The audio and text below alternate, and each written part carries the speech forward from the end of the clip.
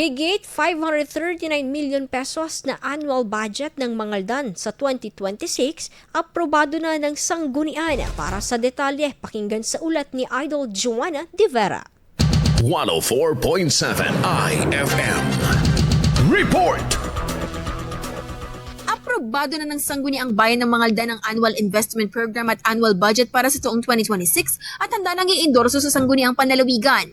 Naglalaman ng 539,035,706 ang annual budget na ilalaan sa sahod at benepisyo ng mga empleyado, maintenance and other operating expenses, development fund, MDRRM fund, pagbabayad ng utang, scholarship grants, at gender and development programs.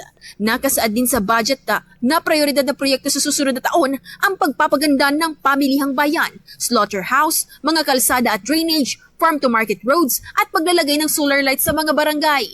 Bagamat bumaba ng halos 10 milyong piso ang sa national tax allotment ng bayan, tumaas pa rin ang kabuang pondo ng mahigit 37 million pesos bunsod ng inaasahang lokal na kita at economic enterprises, mas mataas ng halos 8% kumpara noong 2025. Ayon sa pamahalaan, sisikapin pa rin maihatid ng mahusay ang serbisyo publiko sa kabila ng pagbawas sa pondo ng ilang tanggapan. Nasa 501,335,234 pesos ang total appropriation ng Mangaldan na inaprubahan ng sangguniang panlalawigan para sa taong 2025. Kasamang mula rito sa IFM Dagupan, ito si Idol Joanna De Vera, Tatak IFM. IFM News. IFM News. IFM News.